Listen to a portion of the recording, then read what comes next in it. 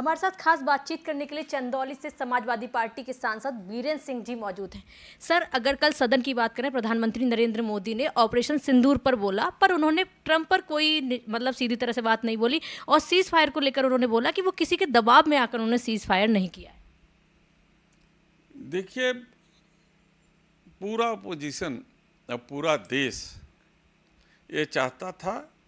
कि हमारे देश के प्रधानमंत्री स्पष्ट रूप से इस बात को कहें कि ट्रंप झूठ बोल रहा है और हमारे देश ने किसी थर्ड देश की मध्यस्थता स्वीकार नहीं की। विपक्ष के नेता श्री राहुल गांधी जी के द्वारा बार बार ललकारने के बावजूद कि यदि आप एक बार भी कह दें कि ट्रंप झूठ बोल रहा है तो पूरा सदन आपकी बातों पर विश्वास कर लेगा, लेकिन हमारे प्रधानमंत्री की हिम्मत नहीं हुई कि सदन के अंदर वो ट्रंप का नाम ले लें और ट्रंप झूठ बोल रहा है केवल ये दो शब्द कह दें। तो इसलिए पूरा देश समझ चुका है कि हमारा देश का प्रधानमंत्री कितना मजबूत है और 56 इंची का कितना सीना है, ये सब पूरा देश महसूस कर लिया। सर, उन्होंने कल तमाम बातें कही, कांग्रेस पर भी निशाना साधा, पुराने भी मुद्दे उन्होंने याद दिलाए, लेकिन क्या उनके भाषण जो उन्होंने ऑपरेशन सिंदूर पर दिया वो पूरा सत्य था या फिर कुछ बातों को उन्होंने विपक्ष के सामने और सदन में नहीं कहा? देखिए, भारतीय जनता पार्टी की ये आदत है कि जब उनसे सवाल पूछा जाता है तो इतिहास के पन्नों को पीछे पलट करके नेहरू जी ने क्या किया, इंदिरा जी ने क्या किया, उन महात्मा गांधी ने क्या किया, ये सारी चीज़ों को दोहरा करके सदन को गुमराह करने की कोशिश करते हैं। कल वही काम माननीय प्रधानमंत्री जी ने किया। आपने देखा होगा कि उन्हीं के भाषण के दौरान उन्हीं के दल के तमाम सांसद मंत्री सो रहे थे, क्योंकि इतना उबाऊ भाषण था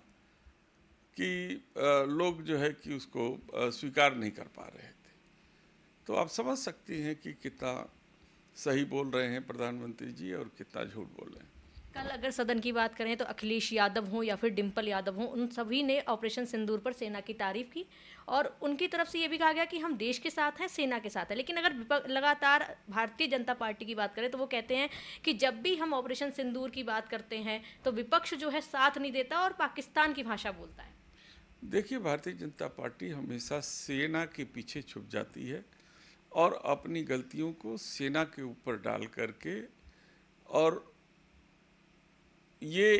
एक नैरेटिव बनाने की कोशिश करती है कि विपक्ष सेना के से सवाल पूछ रहा है।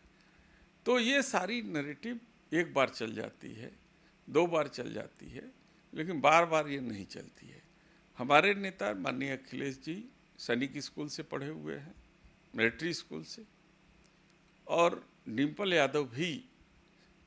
जो है कर्नल की बेटी है, मिलिट्री बेस उनका पूरा परिवार रहा है। तो समझ सकती हैं कि जो मिलिट्री से जुड़ा हुआ व्यक्ति होगा उसके मन में हमारे देश के सैनिकों के प्रति कितनी अगाध श्रद्धा होगी। तो ऐसे व्यक्ति सेना के ऊपर तो सवाल कर ही नहीं सकता। सवाल जब भारतीय जनता पार्टी से पूछा जाता है तो भारतीय जनता पार्टी जो है कि सवाल का सीधा जवाब न दे करके वो सैनिकों को पीछे छुप जाती है